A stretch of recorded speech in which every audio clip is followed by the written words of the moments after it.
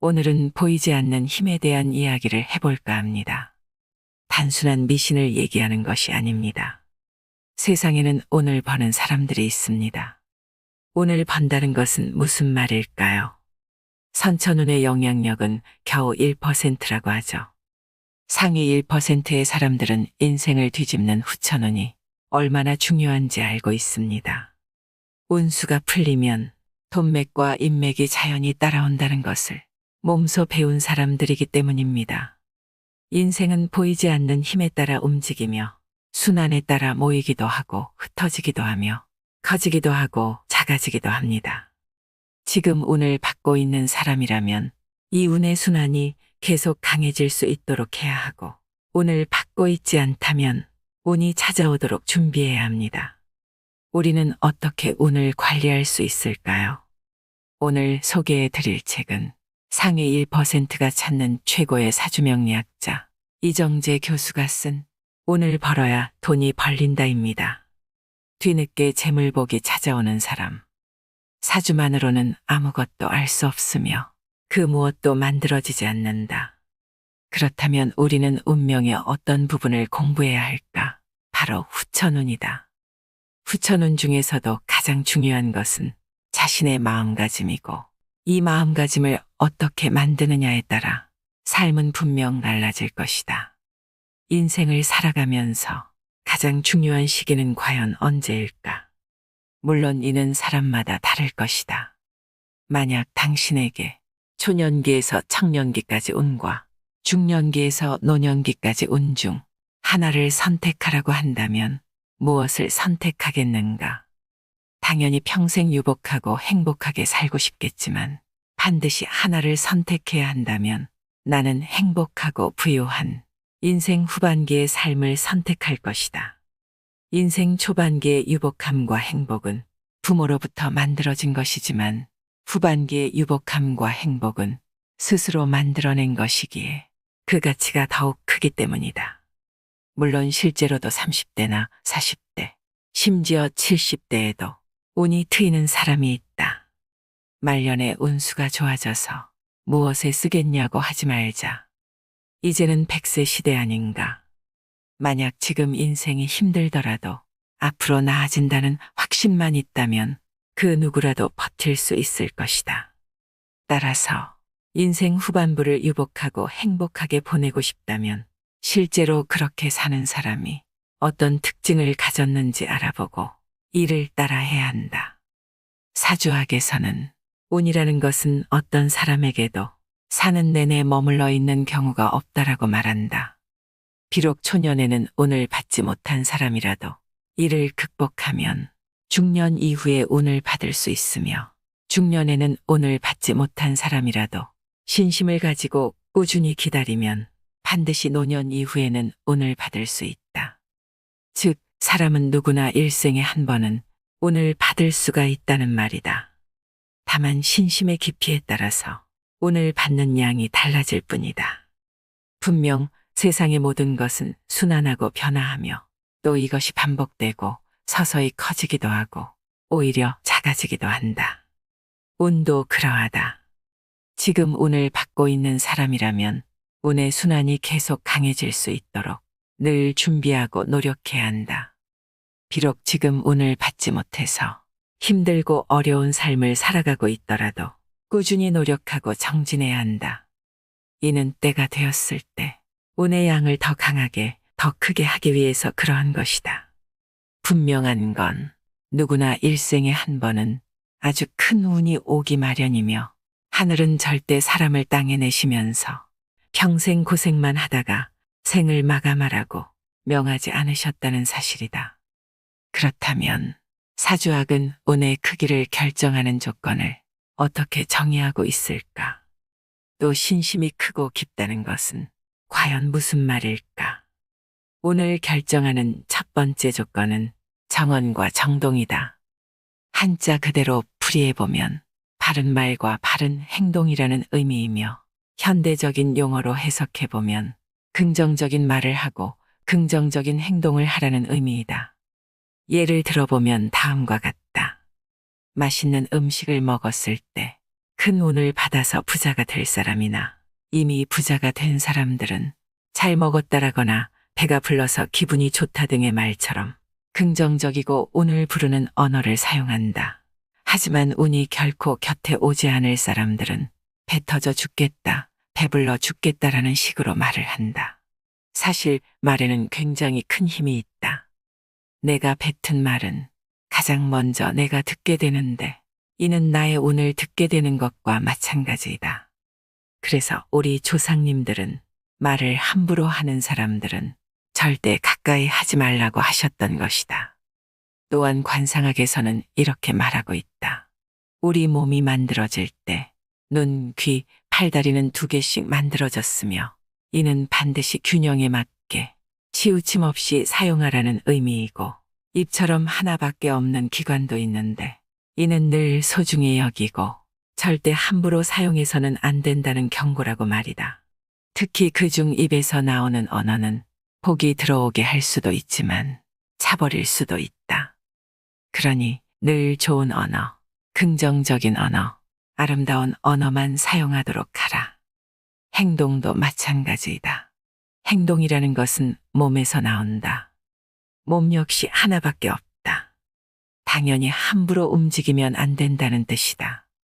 어르신들이 다리 떠는 모습을 보며 복 나간다라고 말씀하시는 건 불필요한 행동을 삼가라는 의미였던 것이다.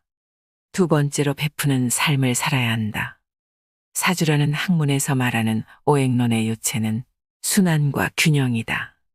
이에 따르면 세상 모든 만물은 반드시 순환을 하고 이로 인해서 다시 균형이 이루어지게 된다. 그렇기에 내가 누군가에게 무엇이든지 주면 반드시 다시 얻게 된다. 아무것도 주지 않으면서 받는 일이란 결코 있을 수 없다. 이 원리는 국가 간의 외교나 정치, 사회와 경제, 무역과 같은 모든 분야에 적용된다. 하지만 무엇보다 가장 중요한 건 주더라도 잘 주어야 한다는 점이다. 상대방에게 나쁜 마음을 주면 나도 나쁜 마음을 받게 될 것이며 감동과 고마움을 준다면 나 역시 감동과 고마움을 받게 될 것이다. 그러니 잘 주는 방법에 관해서 한번 생각해 보도록 하라. 이것이 부자가 될 수 있는 가장 중요한 포인트다. 3번째로 주변에 사람이 모이도록 만들어야 한다. 우리의 사주학은 분명히 말하고 있다. 세상의 모든 운은 반드시 사람을 통해 오고 사람을 통해 커지게 된다고 말이다. 이는 동서고금을 막론하고 성공한 사람의 대다수가 익히고 터득했던 원칙이다. 그래서 큰 부를 얻은 사람들은 한결같이 인맥을 중요시한다. 그들은 필요한 사람을 자기 곁에 두기 위해 어떠한 손실도 기꺼이 감수한다. 이는 한 사람 한 사람은 다 자신만의 운을 가지고 있으며 사람이 내 주변에 모인다는 건 나에게 수많은 운이 모인다는 뜻이라는 것을 잘 알기 때문이다.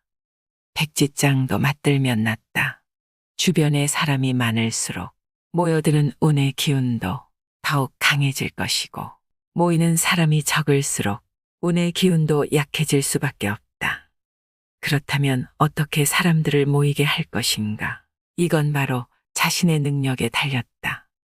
늘 주변 사람을 즐겁게 모이도록 하든지 주변 사람을 편안하게 해주어서 모이도록 하든지 어떻게든 모여들도록 하라. 그렇게 한다면 한 명 한 명이 모여서 성체가 만들어질 것이고 이 성체의 크기만큼 나에게 막대한 운이 쏟아져 들어올 것이다. 4번째로 그릇을 키워야 한다. 사주학에는 대인과 소인배에 관한 이야기가 참 많다. 대인은 대세를 만들어 나가고 소인배는 대세를 질투한다고 이야기하며 대인은 앞선 자들을 인정하고 배우려 노력하지만 소인배는 앞선 자들을 시기하고 질투한다고 이야기한다. 또한 우리 조상님들은 삼인행이면 필요하사라는 말씀도 하셨다. 이는 어디서나 누구에게나 반드시 배우려고 하는 자세를 가져야 한다는 의미이며 비단 사람뿐 아니라 내가 행한 모든 일에서 교훈을 얻으려고 한다는 의미이다. 또한 지나간 실패 하나하나에서도 교훈을 얻고 배움을 얻어서 다시는 이런 실수를 하지 말아야 한다는 경계이기도 하고 앞선 사람의 삶에서 그들의 행동과 습관들을 배우려고 해야 된다는 의미이기도 하다. 사람은 누구나 다 실패하고 시련과 시행착오를 겪기 마련이다. 하지만 어떤 사람은 교훈과 배움을 얻어서 실패를 반복하지 않으려고 노력하는 반면 또 어떤 사람은 절대 자기 잘못을 인정하지 않다가 거듭된 실패를 반복하고 만다. 텔레비전에 나오는 수능 만점자나 고시 합격자가 하는 인터뷰를 들어보면 오답노트에 대해 이야기하는 경우가 많다. 오답노트는 실패를 반복하지 않으려고 노력하는 수단이다. 한 번 틀린 문제를 다시 틀리지 않으려고 노력하는 게 바로 이게 공부를 잘하는 학생과 못하는 학생의 결정적인 차이인 것이다. 이것은 우리 사회 모든 곳에서 적용되는 원리이다. 이것을 단지 사주학에서는 대인과 소인배로 구분해서 말하고 있을 뿐이다. 혹 지금까지의 인생 행로에서 실패와 어려움이 많았는가? 그렇다면 이제는 지금까지의 삶에서 교훈을 찾고 다시는 실패를 반복하지 않으려고 노력하자. 그럼 앞으로의 삶은 번영하게 될 것이다. 그리고 그 실패가 나의 그릇을 키워줄 것이다. 마지막으로 한 가지만 더 살펴보자. 어쩌면 가장 중요한 것일지 모른다. 사실 이건 사주학에 나오는 것은 아니고 내가 이제까지 수많은 부자와 빈자를 보면서 자연스레 느끼게 된 것이다. 바로 스스로에 대한 믿음이다. 자신을 믿어야 한다. 하늘은 절대 풀 한 포기, 나무 한 그루도 의미 없이 세상에 내지 않았다. 다시 말해 어렵게 살라고 세상에 태어난 사람은 단 한 명도 없다는 말이다. 나는 세상에 하나밖에 없는 아주 소중한 존재다. 나와 같은 사람은 세상에 나뿐이다. 이 원칙을 반드시 기억해야 한다. 부유한 사람은 자기에 대한 믿음과 확신이 굉장히 강하다. 그런데 가난한 사람들은 절대 자신을 믿지 않는다. 내가 나를 믿지 않는데 이 세상 그 누가 나를 믿어주겠는가? 매일 스스로 자기 최면을 걸어라. 나는 세상에서 가장 잘난 사람이다. 반드시 멋지게 살아갈 것이고 또 운이 그렇게 만들어줄 것이다. 반드시 그렇게 될 것이다. 또한 이를 사주로 풀면 호연직이라고 이야기할 수 있다. 호연직이란 운을 불러오는 마음이다. 사주학에서는 대운이 들어오는 시기를 자기 스스로 바뀌고 변하는 시기라고 규정한다. 운은 밖으로부터 들어오는 것이 아니라 내 안에서 만들어지는 것이며 내가 만들어내는 것이다. 그러니 반드시 스스로를 믿어야 한다. 나는 세상에 단 하나밖에 없는 아주 소중하고 고귀한 존재다. 나는 반드시 최고의 삶을 살아갈 것이다 라고 말이다. 세상의 오해와는 달리 사주학은 원래 선천운을 단 1%도 고려하지 않는다. 모든 것은 다 후천운에 의해서 만들어진다고 설명한다. 그렇다면 후천운 중 가장 중요한 것은 무엇일까? 바로 마음가짐이다. 모두 후천운을 통해 누리는 삶, 그리고 베푸는 삶을 살기를 바란다. 운이 들어올 때 나타나는 전조 증상. 사주학에는 운이라는 것은 인간이라면 누구나 몇 번씩은 누리게 되지만 이를 알아차리지 못하기 때문에 그냥 흘려보내게 된다라는 말이 있다. 그렇다. 사람들은 지금 운이 들어오고 있는지, 그리고 그 운을 어떻게 나에게 녹여내야 되는지를 모르기에 이를 살려내지 못하는 것이고, 그렇기 때문에 운의 혜택을 누리지 못하고 있는 것이다. 그러니 알아야 한다. 운이 들어올 때는 어떠한 변화가 생기고 어떠한 전조 증상이 생기는지 말이다. 그래야 운을 살려 멋진 삶, 행복한 삶을 누려갈 수 있지 않겠는가. 분명히 알아야 한다. 세상 그 무엇이든 큰 변화가 생기기 전에는 반드시 일정한 신호가 온다는 것을. 하지만 대부분의 사람은 운이 들어올 때 오히려 겁을 내고 두려워하는 경향이 많으며 이 운이 커지지 못하여 나가게 되면 그제야 후회를 한다. 이런 실수를 하지 않으려면 운이 들어올 때 어떤 변화가 생기는지 분명히 알아야 한다. 운이 바뀌면 나도 바뀐다. 먼저 주변 사람들이 나의 변화에 관해 이야기하기 시작할 것이다. 운이 좋은 사람과 운이 나쁜 사람의 가장 큰 차이가 무엇일까? 바로 주관적인 시각이 주를 이루느냐, 아니면 객관적인 시각이 주를 이루느냐 하는 것이다. 누구나 옆에서 보면 이상하다 싶을 정도로 고집 피우고 자기 생각대로 밀어붙이며 남의 말에는 전혀 귀를 기울이지 않는 모습을 떠올려 보라.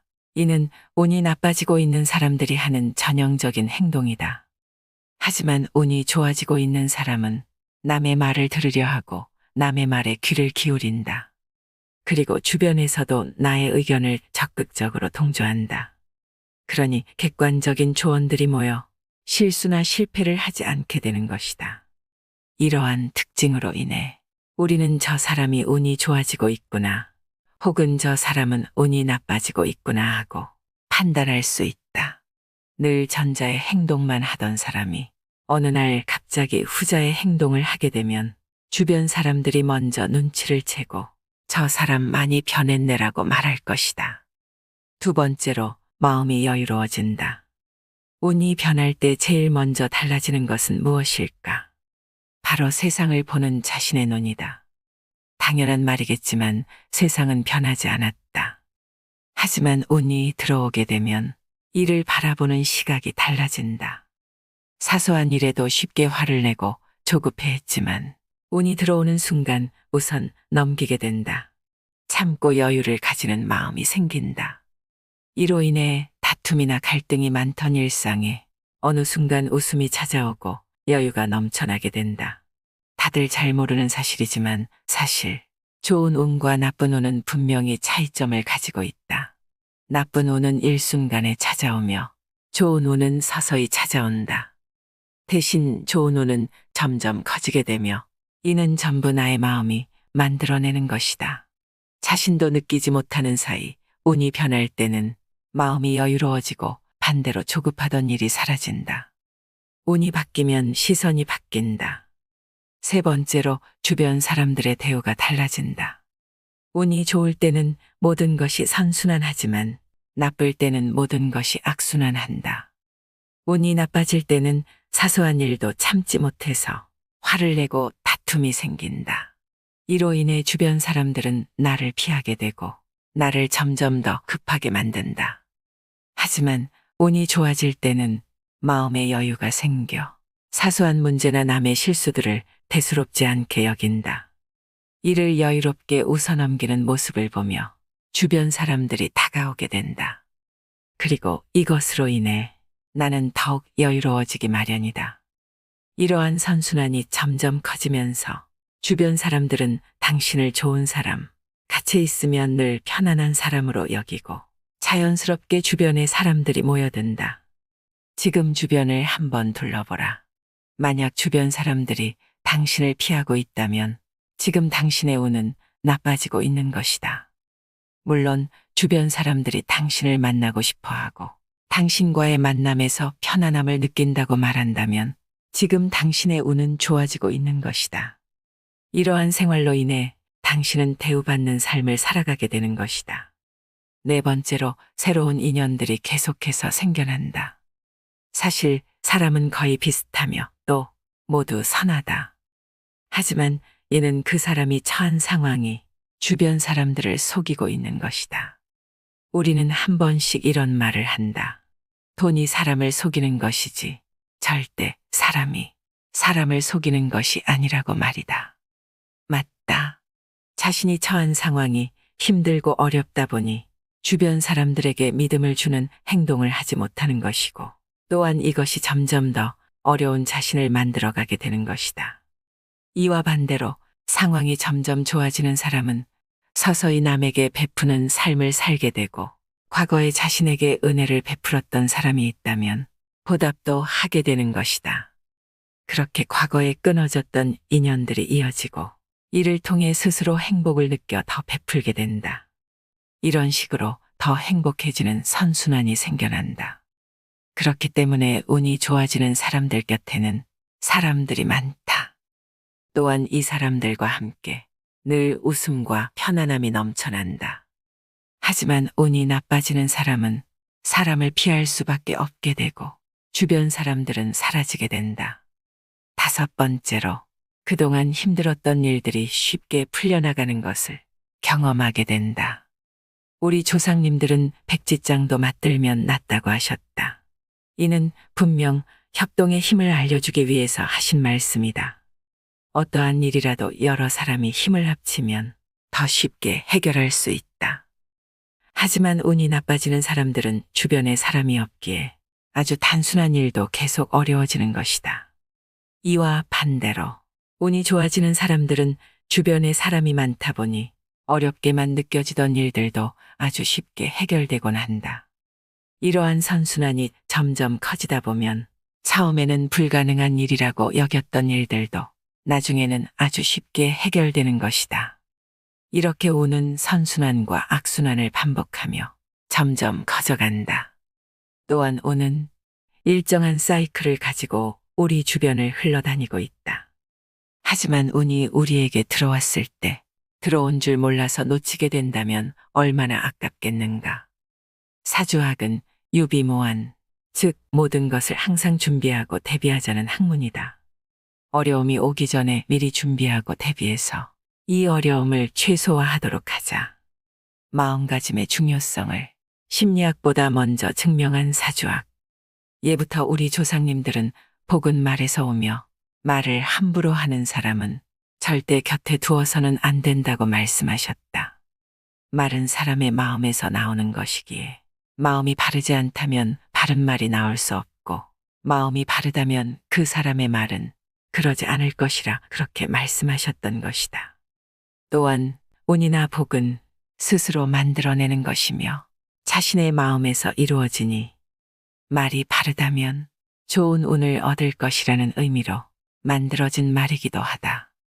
그렇기에 복을 불러오는 말, 복을 걷어차는 말이 따로 있는 것이다.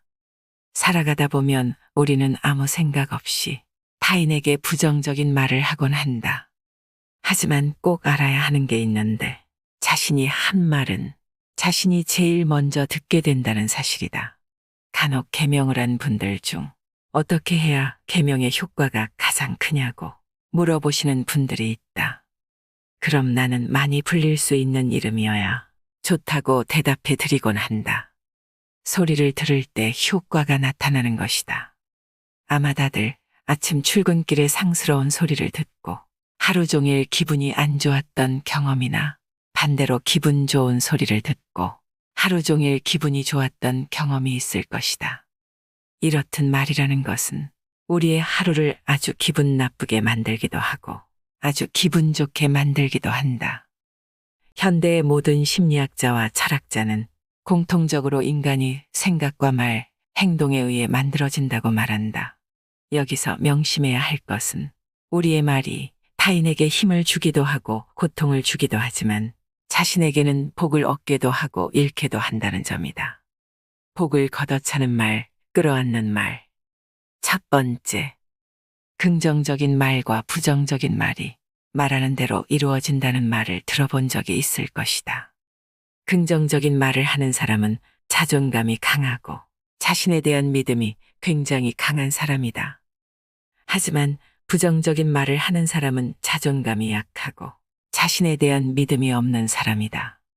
그래서 같은 실수를 해도 내가 그렇지 뭐, 내가 하는 일이 다 이렇지 뭐 하고 체념하는 사람이 있는 반면 뭐가 틀렸는지 생각하고 다음에는 이런 실수를 절대 하지 말아야지 하고 반성하고 기록하는 사람이 있다. 자, 당신이라면 이 두 사람 중 누구에게 다음 일을 맡기겠는가? 세상에 처음부터 잘하거나 숙련된 사람은 절대로 없다. 누구든 초보자 시절에는 실수도 하고 실패도 하며 이러한 과정들을 거쳐 숙련된 전문가가 되어간다. 실수와 실패는 누구나 하기 마련이다. 그렇기에 내가 하는 일이 다 그렇지 뭐, 넌 절대 안 돼, 그것도 못해 등의 말들은 절대 남에게 해서는 안 된다. 이 말을 듣는 사람은 절대 당신을 우호적으로 생각하지 않을 것이고 나중에 결정적인 일이 생겼을 때 절대 당신의 편을 들어주지 않을 것이다. 그래서 사주학에서는 복과 운은 항상 사람을 타고 들어온다고 말하는 것이다. 이러한 부정적인 사람 옆에는 사람이 많이 없을 것이고 누구도 힘들 때 자신의 편을 들어주지 않을 것이다. 이는 이 사람에게 인복이 없다는 의미이기도 하며 절대 복 있는 삶을 살 수 없다는 의미이기도 하다. 두 번째, 칭찬의 말과 비난의 말이다. 칭찬은 고래도 춤추게 한다는 말이 있다. 이 칭찬의 말에는 묘한 마력이 있다. 상대에게 한다면 큰 힘을 내도록 만들어주게 되고 자신에게 한다면 자신에 대한 자존감을 높여주는 효과가 있다. 하지만 비난의 말을 상대에게 한다면 싸움과 논쟁이 되는 빌미가 되고 자신에게 한다면 자신을 비굴하고 초라하게 만들어버린다. 그러니 배우자에게는 이렇게 말을 하라. 당신에게 맡겨두면 뭐든 잘해서 걱정이 안 되라는 식으로 말이다. 그리고 동료에게는 이렇게 말을 하라. 에이, 다음에 잘하면 되지. 사람은 누구나 실수를 해 라는 식으로 말이다. 분명히 모든 칭찬과 격려는 자신에게 긍정적으로 돌아올 것이다. 하지만 무슨 일을 그렇게 못해? 하여간 잘하는 게 하나도 없어라고 말한다면 어떻게 될까?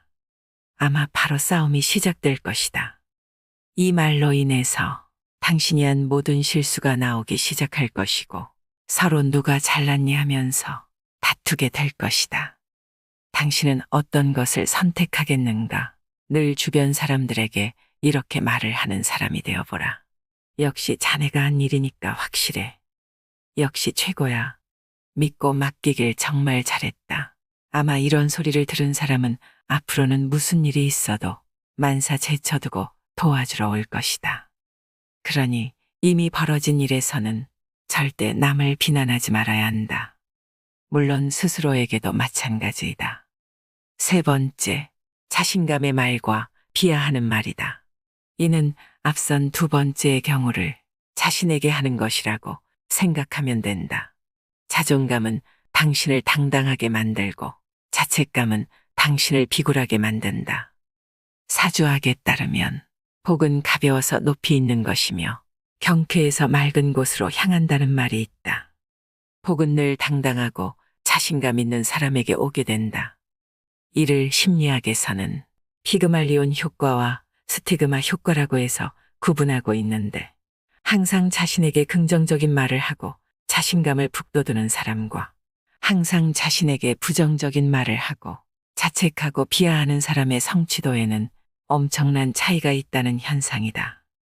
위와 비슷하게 우리 동양학에서도 좋은 말에는 난초의 향기가 난다고 했다.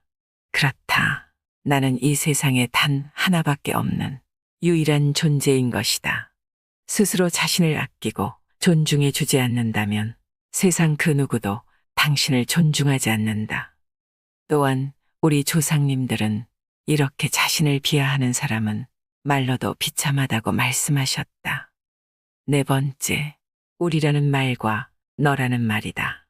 영어로 설명하면 아마 더 쉽게 느껴질 것이다. 영어로는 위와 유다. 위라는 말 안에는 나도 포함되어 있다. 그러니까 어떠한 말이나 비난을 해도 반성의 말이 된다. 하지만 유라는 말 안에는 내가 빠져 있다. 그러니까 웬만한 말을 해도 비난과 질책의 소리가 되어버린다. 위라는 말은 상대에게 친밀도와 동질감을 주어서 연대감을 높여주지만 유라는 말은 내 곁에 사람이 올 수 없도록 벽을 치는 것과 같은 효과가 있는 말인 것이다.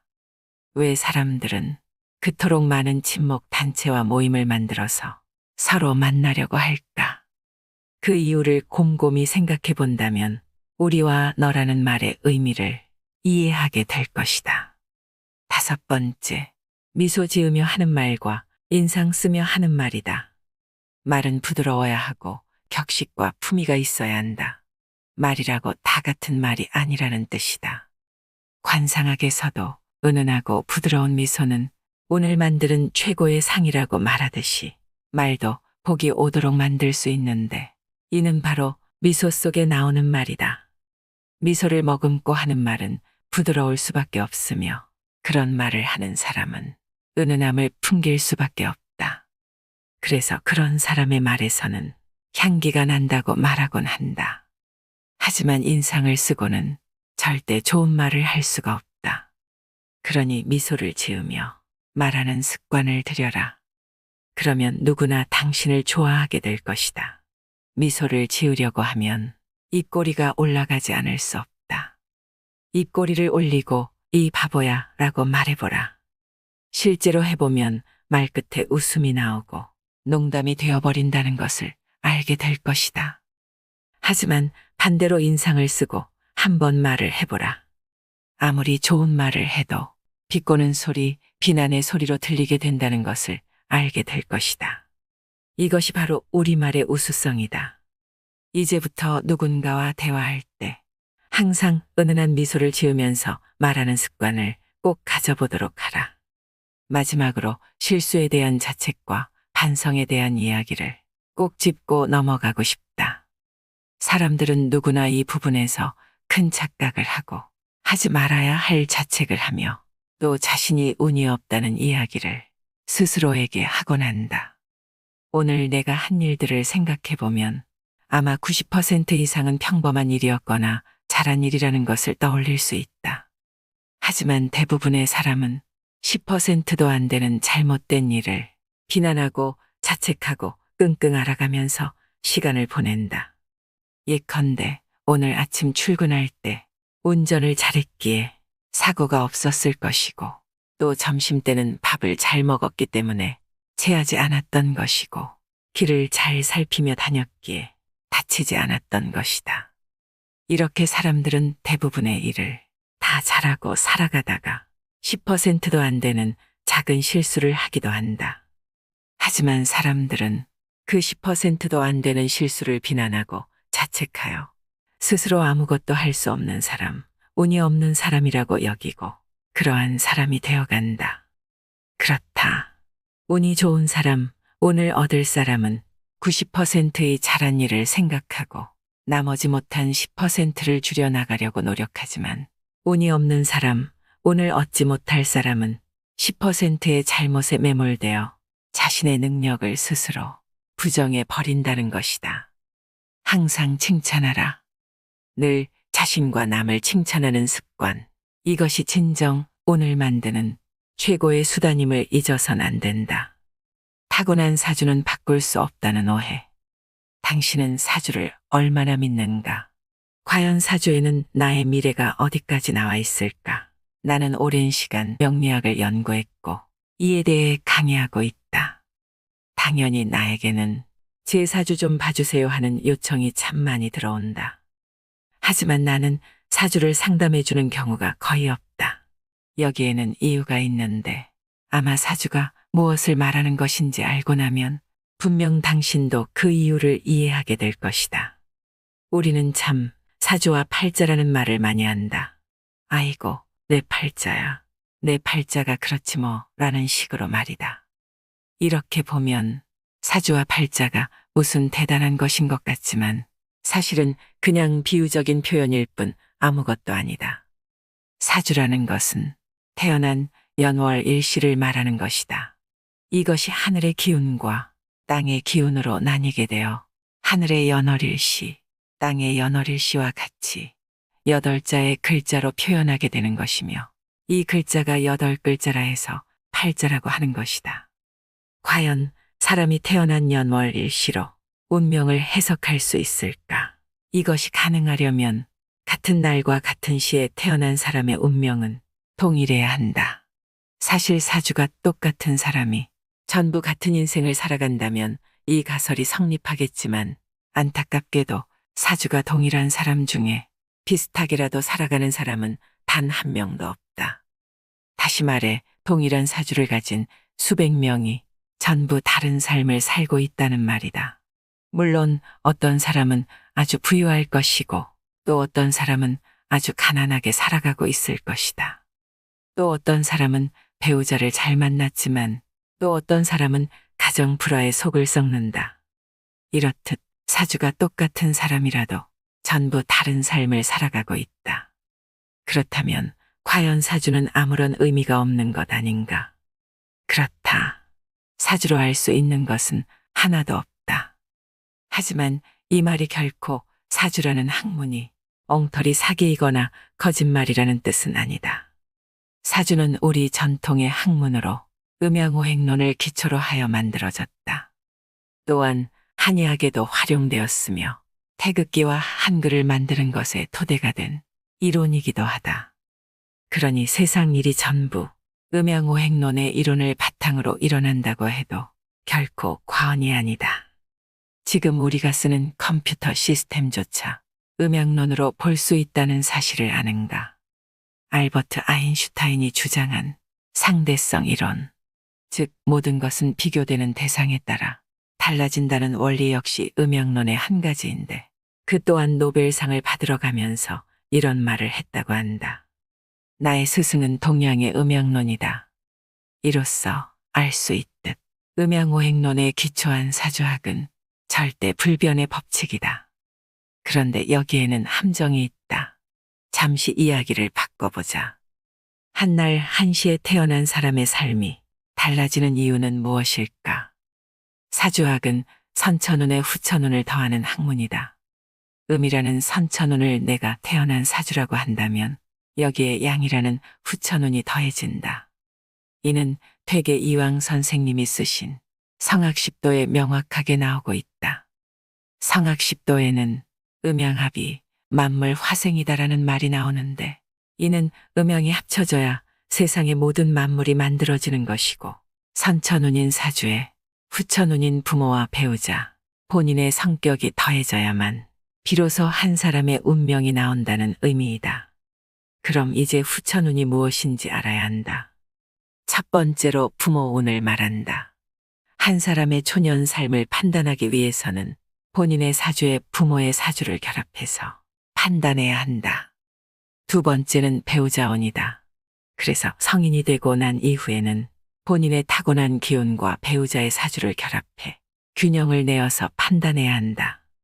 세 번째는 본인의 성품을 대신하는 이름이다.